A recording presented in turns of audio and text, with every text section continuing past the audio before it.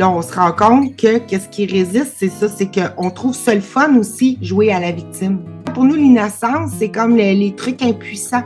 Ben, je sais pas si ça va remarquer, les bébés, c'est cute.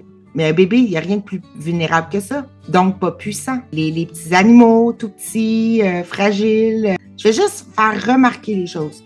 Qu'on valorise, qu'on rend innocent, beau et pur amour, les trucs qui sont fragiles.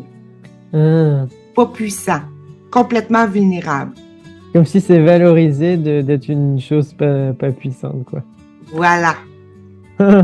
Quand on a, mettons, on a le désir de dire « Ok, non, je suis pas une petite chose et je suis la puissance à l'œuvre. » Qu'est-ce qui peut monter? En tout cas, moi, c'est ça qui est monté au début, c'est je vais me retrouver tout seul. C'est ça que le cours nous fait remarquer. Il y a un système de défense contre cette vérité-là qu'on est puissant. C'est un système de pensée qui nous muselle, qui nous fait croire que être impuissant, ça a de la valeur. Souffrir, c'est bon.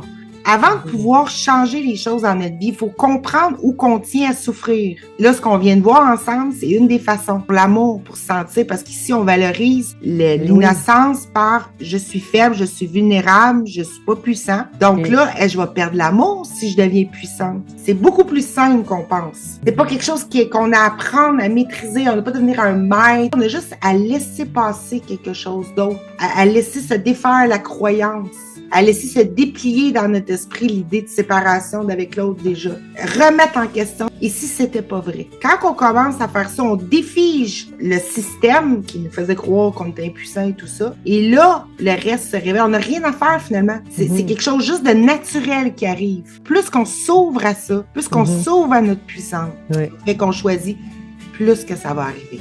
En moi, ça se réjouit. Je le vois de plus en plus. Pour voir un diamant, il faut avoir un diamant dans l'œil.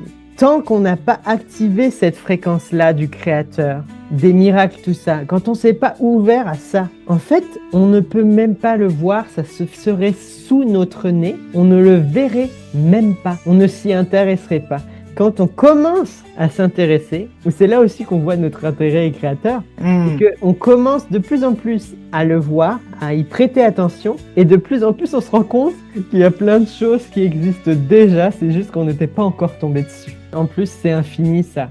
Et toute notre vie, on va avoir des ouvertures. C'est infini, et ça c'est... Waouh! C'est le regard qui s'ouvre, qui s'ouvre, qui s'ouvre, qui s'ouvre. Parce que là, on revient à la création plutôt qu'à revoir quelque chose qui a tout été inventé d'avance. Je vois la possibilité de revenir à la création pure derrière. On va le laisser. On va laisser ça se prolonger. Voilà, on laisse ça rayonner.